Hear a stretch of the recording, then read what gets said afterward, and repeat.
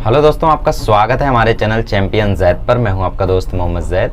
और दोस्तों, आप लोगों की डिमांड के अनुसार हम लोग रोटेशनल डायनेमिक्स को लेकर आ चुके हैं बोर्ड पर। ठीक है, तो आप लोगों ने बोला कि लैपटॉप पे नहीं समझ रहा है, तो ठीक है यार, जितना पढ़ाएंगे बोर्ड पे ही पढ़ाएंगे, भले कम पढ़ा पाएँ। ठीक है, तो बेसिकली हुआ ऐसा था कि मैंने रोटेशनल डायनेमिक्स के 2 लेक्चर्स रिकॉर्ड किए थे और उन दोनों लेक्चर्स को मैंने पब्लिश भी किया था, लेकिन लोगों ने बोला कि यार कुछ समझ में नहीं आ रहा है। ठीक है, मतलब लैपटॉप पे मज़ा नहीं आ रहा है, बेसिकली उनका कहना था। समझ में तो आ ही रहा था। ठीक है, तो नाटक करते हैं ये लोग, बट ठीक है यार, मुझे भी ऐसा फील नहीं आ रहा था, क्योंकि मुझे लग रहा था यार मैं जितना पढ़ा हूँ ना लैपटॉप पे, इससे मैं 3 गुना एफिशिएंसी से काम कर सकता हूँ अगर मैं बोर्ड पे पढ़ाऊँ तो। ठीक है, तो मेरी एफिशिएंसी बढ़ जाती है यहाँ पे थोड़ी सी, पता नहीं, मे भी आदत है। ठीक है, तो इसकी वजह से मैं बोर्ड पे भी रिकॉर्ड कर रहा हूँ इन चैप्टर्स को।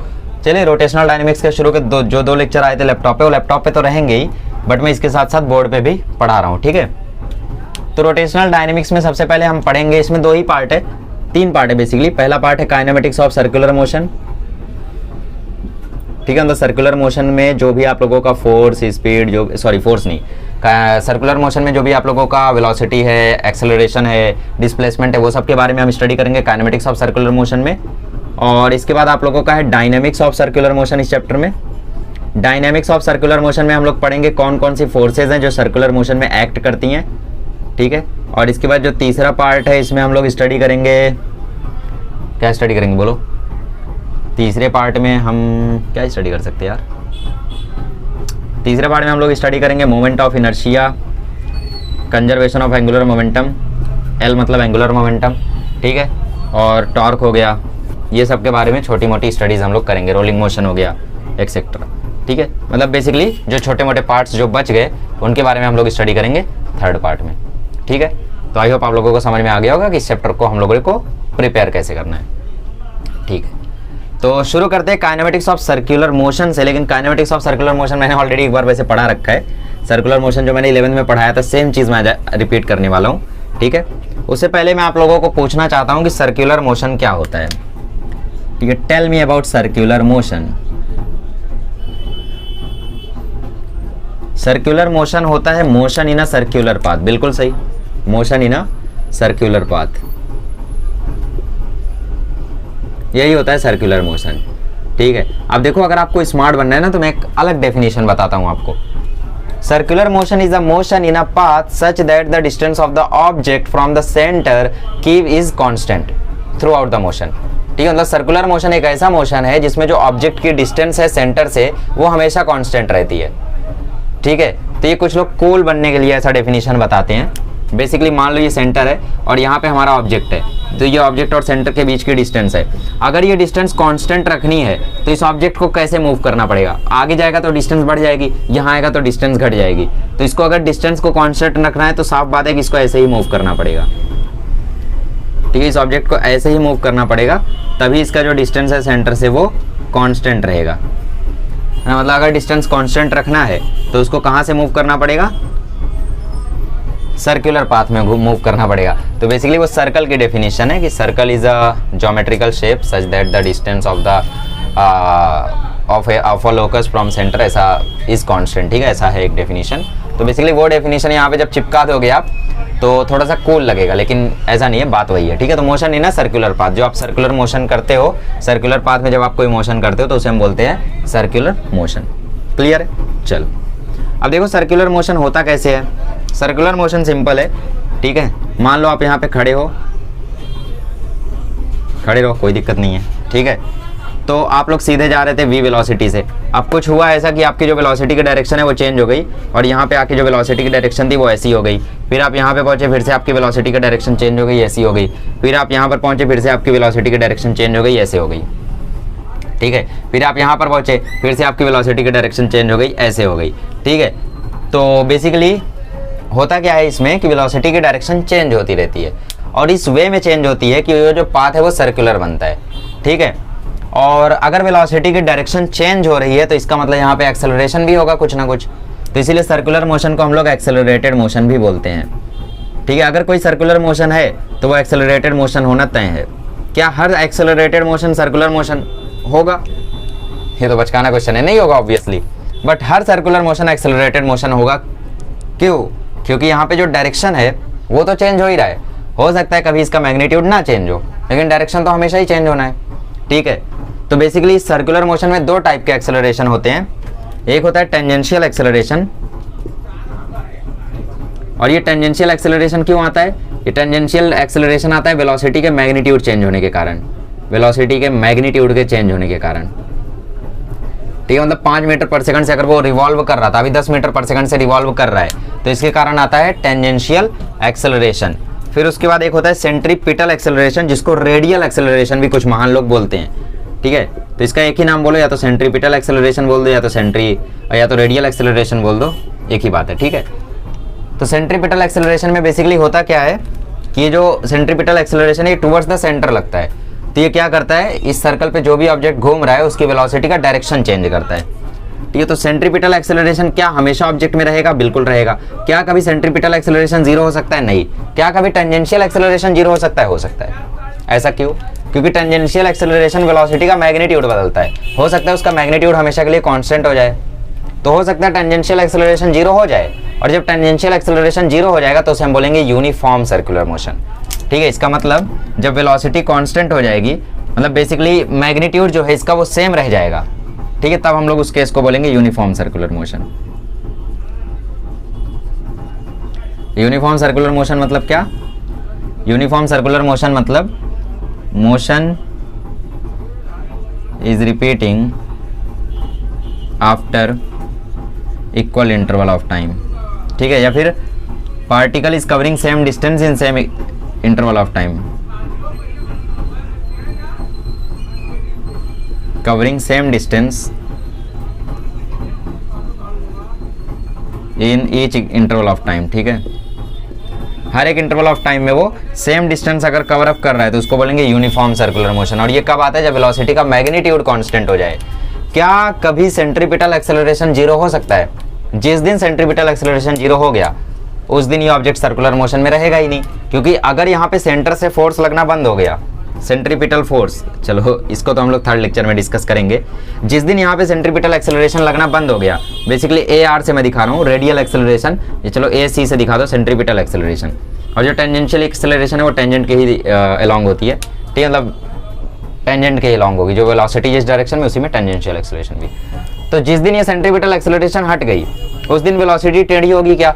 नहीं, उस दिन वेलोसिटी सीधी चली जाएगी, तो उस टाइम सर्कुलर मोशन ही बंद हो जाएगा। तो इसको हम लोग बोलते हैं एक्सेलरेटेड मोशन। तो अभी तक हमें कई बातें पता चल गई। सबसे पहली बात, सर्कुलर मोशन होता है motion in a circular path. Circular motion में जो वेलोसिटी होती है वो टेंजेंशियल डायरेक्शन में होती है और उसकी डायरेक्शन बदलती रहती है। डायरेक्शन बदलने का कारण होता है सेंट्रीपिटल एक्सेलरेशन, या डायरेक्शन बदलती है इसलिए वहाँ पे होती है सेंट्रीपिटल एक्सेलरेशन, और वेलोसिटी का मैग्नीट्यूड चेंज होते रहता है इसलिए वहाँ पे आती है टेंजेंशियल एक्सेलरेशन। सेंट्रीपिटल एक्सेलरेशन का डायरेक्शन होता है अलॉन्ग द रेडियस, इसीलिए उसका दूसरा नाम रेडियल एक्सेलरेशन भी है। 2x पे मत देखो वीडियो, वरना कुछ नहीं समझोगे। 1x पे देखो, शांति से स्मार्ट मत बनो, ठीक है। और अगर टेंजेंशियल एक्सेलरेशन जीरो हो जाए, मतलब वेलोसिटी का मैग्नीट्यूड कांस्टेंट हो जाए, तो वो इक्वल डिस्टेंस कवर करेगी इक्वल इंटरवल ऑफ टाइम में, तो उसको बोलेंगे यूनिफॉर्म सर्कुलर मोशन।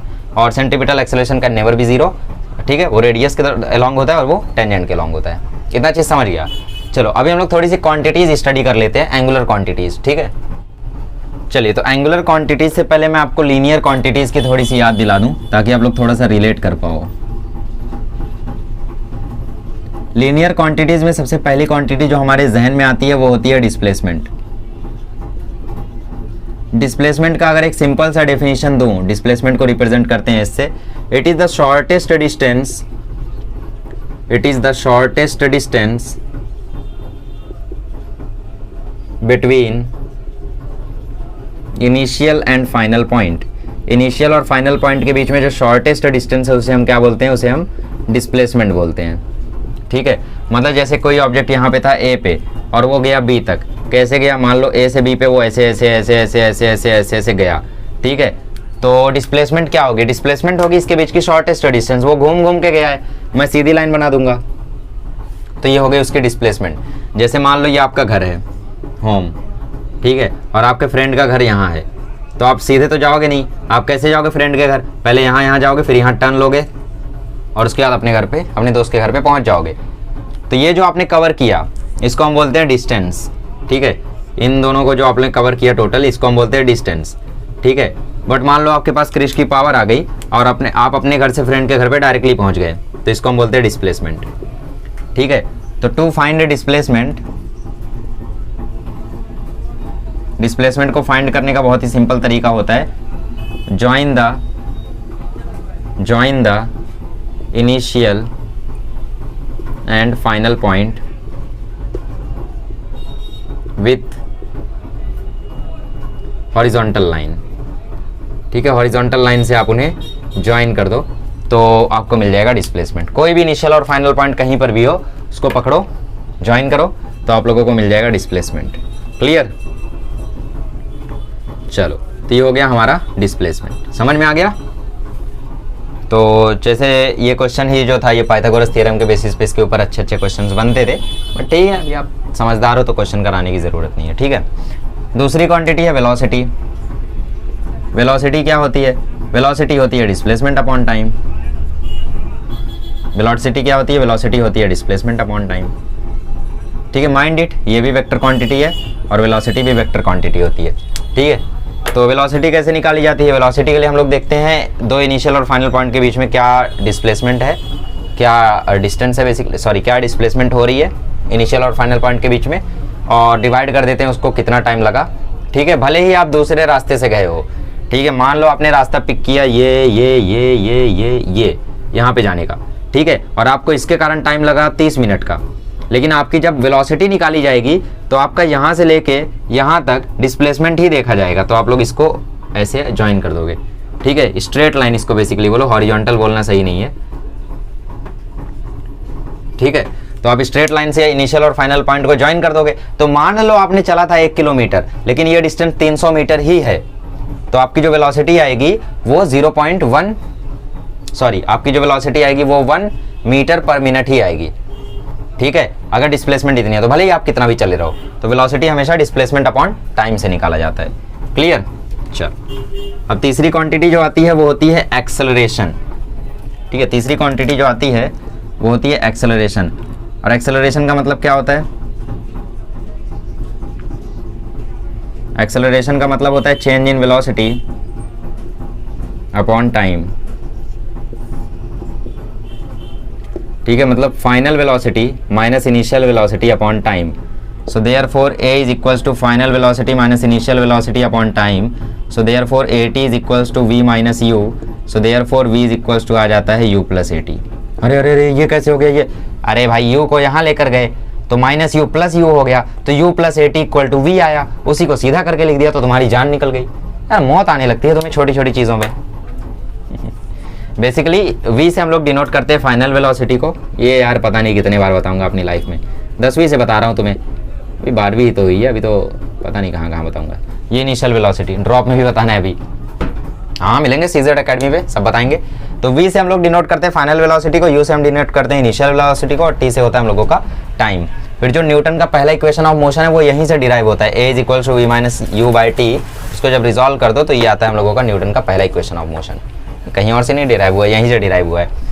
तो बेसिकली एक्सेलरेशन होता क्या है? देखो, जैसे आपने जब चीज़ों को ऑब्जर्व करना शुरू किया, ये डिपेंड करता है कि भाई फ्रेम ऑफ रेफरेंस कौन है, कौन चीज़ों को देख रहा है, ये ज़रूरी होता है ना। तो जब आपने चीज़ों को देखना शुरू किया, आप कोई एक बाइक को देख रहे थे, वो चल रही थी 5 मीटर पर सेकंड से, बट जब आपने देखना शुरू किया तो वो एक्सेलरेट करके चली गई 10 मीटर पर सेकंड पे। 5 मीटर पर सेकंड से चल रही थी और वो 10 मीटर पर सेकंड पे चली गई मात्र 5 सेकंड के अंदर। तो आप जब उसका एक्सेलरेशन निकालोगे तो आपके लिए उसका इनिशियल वेलोसिटी क्या होगा? 5 मीटर पर सेकंड। बट वहीं कोई एक बंदा है जो उसको तब से देख रहा हो जब गाड़ी शुरू हुई थी, तो उसके लिए इनिशियल वेलोसिटी कितनी होगी? 0। तो initial velocity final velocity depend करता है कि कौन देख रहा है। ठीक है, it is always dependent on frame of reference, कौन देख रहा है उसे। मान लो कोई बंदा आपके बाद देखना शुरू किया, तो वो क्या देखेगा कि यार मैं तो जब से देख रहा हूँ ये बाइक 10 मीटर पर सेकंड से चल रही है, तो उसके लिए तो इनिशियल वेलोसिटी 10 मीटर पर सेकंड हुई, आपके लिए 5 मीटर पर सेकंड, आपके पीछे वाले के लिए 0। तो ये डिपेंड करता है पर्सन टू पर्सन। फिलहाल आपको क्वेश्चन में दे देगा कि भाई a fan starts from rest, तो समझ जाओगे कि इनिशियल वेलोसिटी 0 है। अब देखो, इसकी बात आ ही गई है तो मैं आप लोगों को बता देता हूँ अब इक्वेशन ऑफ मोशन। ठीक है, इक्वेशन ऑफ मोशन हम लोग कब लगाते हैं? फॉर यूनिफॉर्मली एक्सेलरेटेड मोशन, मतलब किसी का एक्सेलरेशन हो रहा है लेकिन वो एक्सेलरेशन कांस्टेंट है। अगर वो गाड़ी 2 मीटर पर सेकंड से चल रही है तो 2 मीटर पर सेकंड से ही चल रही है। ठीक है, तो यूनिफॉर्मली एक्सेलरेटेड मोशन के लिए हम 3 इक्वेशन ऑफ मोशन यूज़ करते हैं। पहला होता है v is equals to u plus a t, दूसरा होता है s is equals to u t plus half a t square, और तीसरा होता है v square is equals to u square plus 2as। a होता है एक्सेलरेशन, t होता है टाइम, v होता है फाइनल वेलोसिटी, u होती है इनिशियल वेलोसिटी और s होता है डिस्प्लेसमेंट। क्लियर? तो ये 3 इक्वेशन ऑफ मोशंस आपको याद रहने चाहिए। ठीक है, समझ में आ गया। तो यूनिफॉर्मली एक्सेलरेटेड मोशन के लिए अगर हम ये यूज़ करते हैं तो नॉन यूनिफॉर्मली एक्सेलरेटेड मोशन के लिए हम क्या यूज़ करते हैं? अच्छा सवाल है। For non uniformly accelerated motion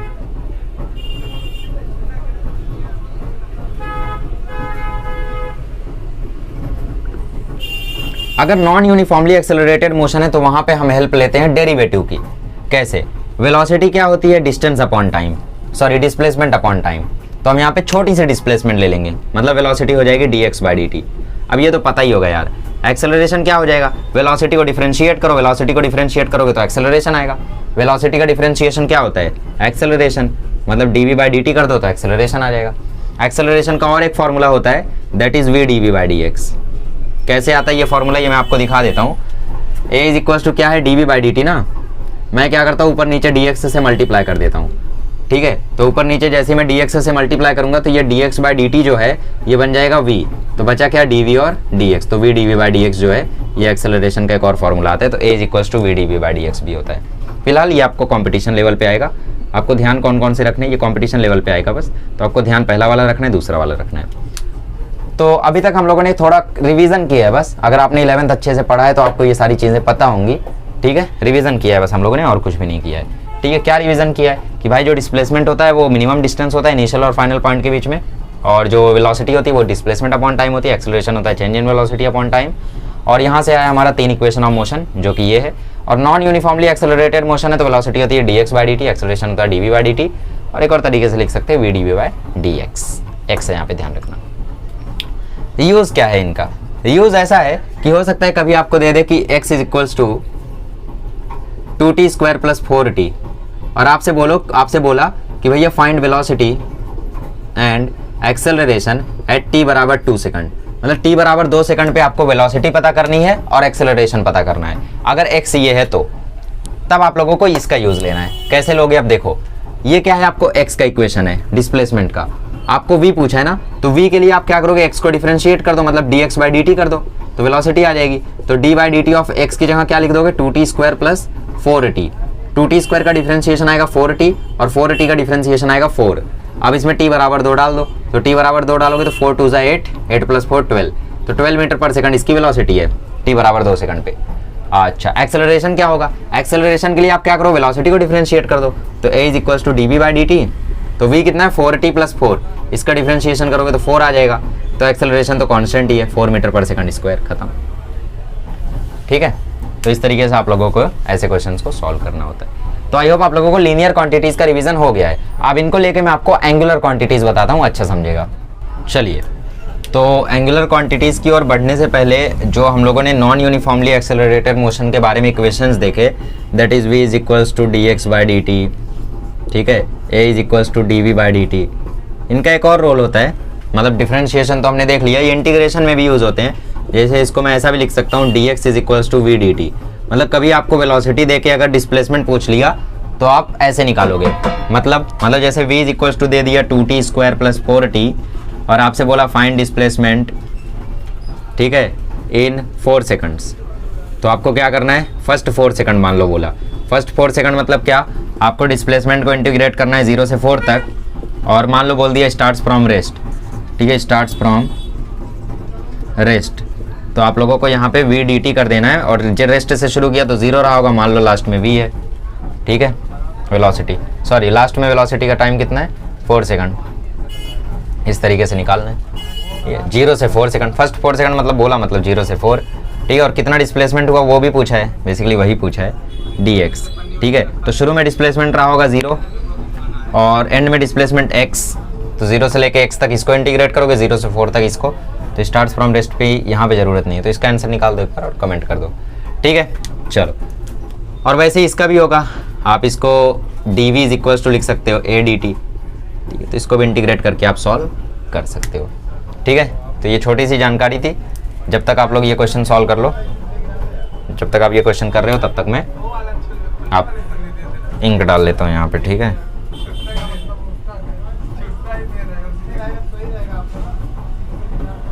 समझ रहे हो? चलो, तो अभी हम लोगों ने सीख लिया लगभग सारी की सारी लीनियर क्वांटिटीज़ के बारे में। अभी हम लोग सीखेंगे एंगुलर क्वांटिटीज़ के बारे में, ठीक है। चलिए, अभी जो देखो एंगुलर क्वांटिटीज़ हैं, बेसिकली उनको समझने के लिए मुझे पता नहीं लोगों को लैपटॉप पे क्यों नहीं समझा यार, वही तो मैं भी सेम चीज़ यहाँ पे भी समझा रहा हूँ, बट ठीक है जो भी है। देखो यहाँ पे हम लोग रखते हैं लीनियर क्वांटिटीज़ और यहाँ पे रखते हैं एंगुलर क्वांटिटीज़, मतलब जो सर्कुलर मोशन में यूज़ होती हैं वो, ठीक है।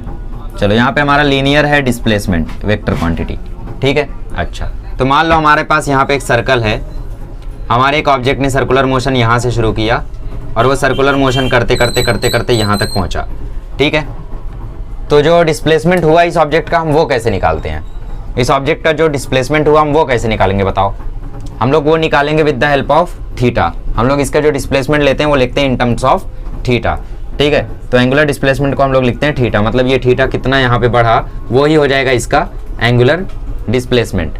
और अगर ये यहाँ से यहाँ तक जो आर्क पर चला है, मान लो इसकी आर्क लेंथ एल है और ये रेडियस आर है, तो एल इज इक्वल्स टू होता है आर थीटा। ये भी पता है या नहीं आपको? L is equals to r theta, ये भी रिलेशन आपको पता रहना चाहिए, ठीक है। तो ये छोटा सा रिलेशन हो गया। तो यहाँ से भी कभी कभी आपको थीटा निकालने के लिए बोलेगा, तो थीटा जिसमें भी आएगा किस में आएगा? रेडियन में आएगा। अच्छा, आप लोगों को दिख रहा है थीटा के टकले पे मैंने वेक्टर का साइन बनाया है, क्यों? क्योंकि थीटा एक वेक्टर क्वांटिटी है। अच्छा, कौन सा वेक्टर? थीटा होता है एक्सियल वेक्टर। बहुत सारे लोग स्मार्ट बनने के लिए आपसे पूछते रहेंगे। थीटा होता है एक्सियल वेक्टर, सीधा बोल दो मुंह पे, मतलब इसकी डायरेक्शन अलोंग द एक्सिस होती है, ठीक है। तो बेसिकली जो एंगुलर डिस्प्लेसमेंट हम मेजर करते हैं वो मेजर करते हैं इन टर्म्स ऑफ थीटा, कि कितना थीटा वो चला है, ठीक है। अच्छा, तो हमारे पास फिर होती है लीनियर वेलोसिटी, तो हमारे पास यहाँ पे होती है angular velocity, that is omega, ठीक है। अच्छा, तो ओमेगा क्या होता है? ओमेगा होता है angular displacement upon total time, ठीक है। बाकी डिफरेंशिएशन के टर्म्स में लिखना चाहो तो लिख सकते हो D theta by d t, ठीक है। अच्छा, लीनियर एक्सेलरेशन होता है ए, एंगुलर एक्सेलरेशन होता है अल्फा। एंगुलर एक्सेलरेशन क्या होता है? अल्फा, ठीक है। तो ये हो गई हमारी एंगुलर क्वांटिटीज। ओमेगा हो गया हमारा एंगुलर वेलोसिटी, थीटा हो गया हमारा एंगुलर डिस्प्लेसमेंट और अल्फा हो गया हमारा एंगुलर एक्सेलरेशन।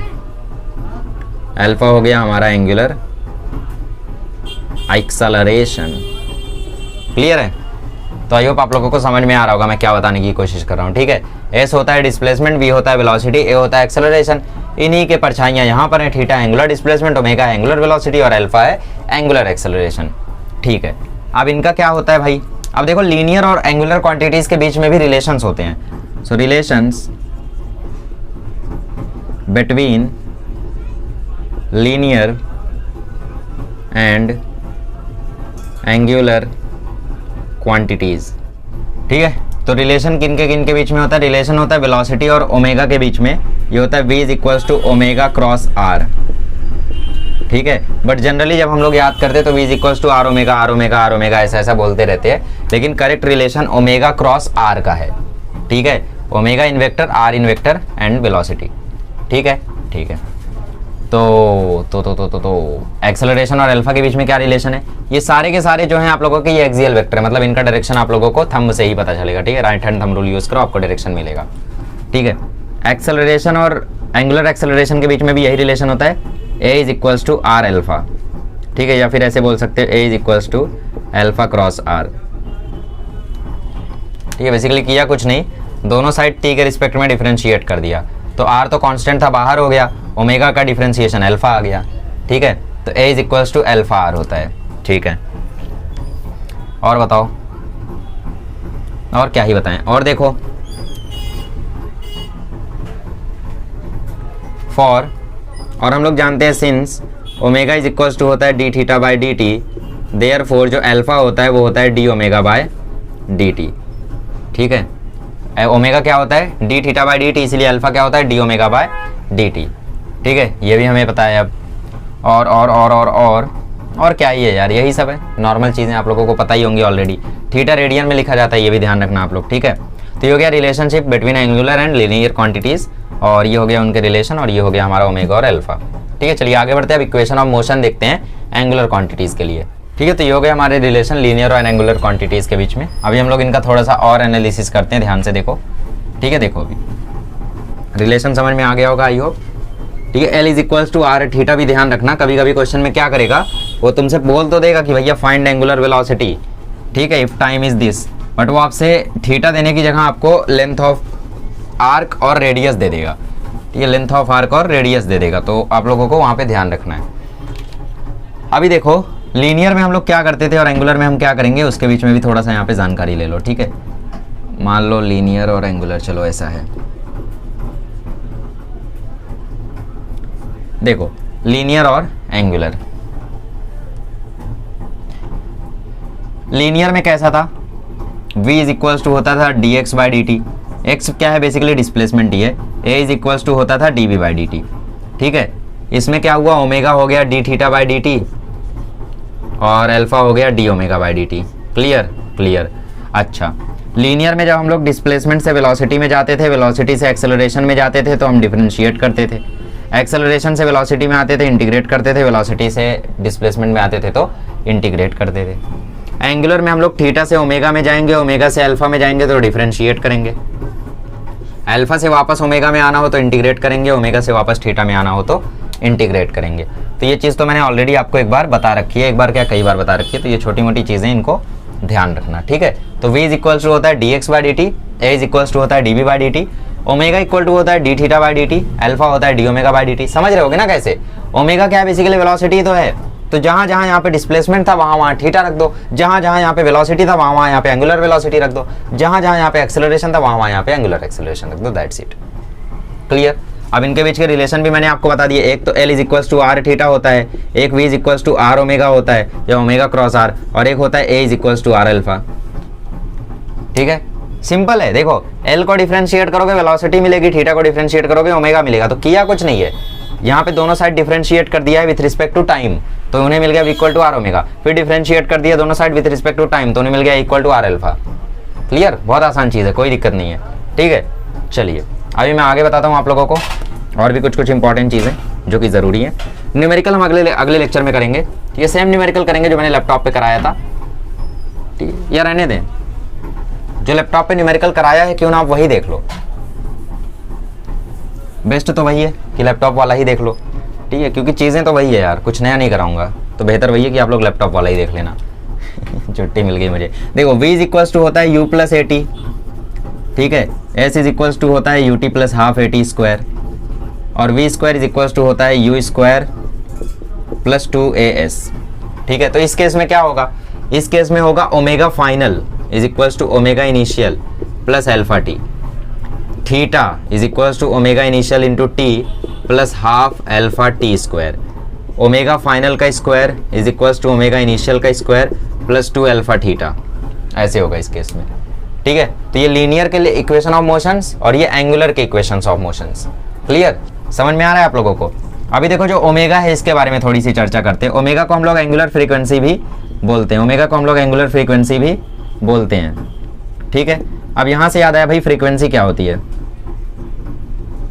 फ्रीक्वेंसी होती है number of oscillations in 1 second.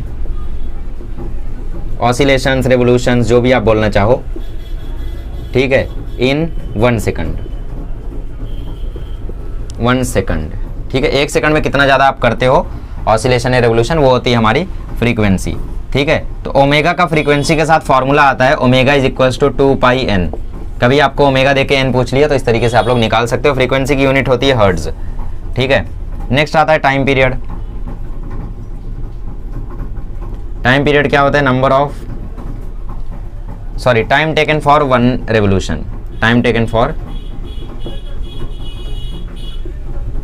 1 revolution, 1 revolution या 1 ऑसिलेशन जो भी है, एक करने के लिए कितना ज़्यादा टाइम लगता है। तो टाइम पीरियड के साथ ओमेगा का फॉर्मूला आता है 2 पाई बाई टी। तो इससे हमें ये पता चलता है कि जो फ्रीक्वेंसी और टाइम पीरियड है उनके बीच में इन्वर्स का रिलेशन होता है। फ्रीक्वेंसी को टाइम पीरियड का इन्वर्स लिख सकते हो, टाइम पीरियड को फ्रीक्वेंसी का इन्वर्स लिख सकते हो। ठीक है, ठीक है। अच्छा, एक और चीज़ आप लोगों में से बहुत सारे लोगों को नहीं पती होती कि डिग्री से रेडियन में जब हम जाते हैं तो हम मल्टीप्लाई करते हैं विथ पाई बाय 180, और जब रेडियन से हम डिग्री में आते हैं तो मल्टीप्लाई करते हैं 180 बाय पाई से। ठीक है, डिग्री से रेडियन में जा रहे हो तो पाई बाय 180 से मल्टीप्लाई करोगे, रेडियन से डिग्री में आ रहे हो तो 180 बाय पाई से मल्टीप्लाई करोगे। ठीक है, और ये छोटी मोटी जानकारियाँ हो गई हमारी। v is equals to u plus a t, omega final is equals to omega initial plus alpha t, s is equals to u t plus half square, तो वहाँ पे थीटा में, और यहाँ पे वी यू ए में, तो यहाँ पे ओमेगा एफ, ओमेगा आई और अल्फा में। एंगुलर फ्रीक्वेंसी क्या होती है? ओमेगा। ओमेगा का हमारा 2-3 फॉर्मूला है। एक होता है omega is equals to 2 pi n या 2 पाई एफ, फ्रीक्वेंसी को एफ से भी रिप्रेजेंट करते हैं, एन से भी रिप्रेजेंट करते हैं, और फॉर्मूला होता है 2 पाई बाई टी। ठीक है, ये ओमेगा के फॉर्मूले हो गए हमारे, और बाकी इनके बीच के छोटे मोटे रिलेशंस हो गए। ठीक है, अब एक और चीज़ है कि जो आपका एक्सेलरेशन होता है, ठीक है, जो आपका लीनियर एक्सेलरेशन है उसका वेलोसिटी के साथ एक रिलेशन है v स्क्वायर बाय आर। ठीक है, जो आपका सेंट्रीपिटल एक्सेलरेशन है उसका फॉर्मूला होता है v स्क्वायर बाय आर। मतलब बेसिकली जो सेंट्रीपिटल एक्सेलरेशन की बात मैं कर रहा था, चलो ठीक है, इसके बाद मैं एक्सप्लेन करते समय बताता हूँ। ठीक है, तो इतनी चीज़ें आई होप आप लोगों को समझ में आ गई हैं। चलो आगे बढ़ता हूँ मैं। चलिए, तो मैंने अभी आप लोगों को बोला जब भी कोई सर्कुलर मोशन होता है तो उस केस में वेलोसिटी का डायरेक्शन चेंज होता है और साथ ही वेलोसिटी का मैग्नीट्यूड भी चेंज होता है। ठीक है, तो वेलोसिटी का डायरेक्शन मैग्नीट्यूड चेंज हो रहा है तो वहाँ पे एक्सेलरेशन तो आएगी ही। तो 2 टाइप की एक्सेलरेशन आती है, एक होती है टेंजेंशियल एक्सेलरेशन और एक होती है सेंट्रीपिटल एक्सेलरेशन।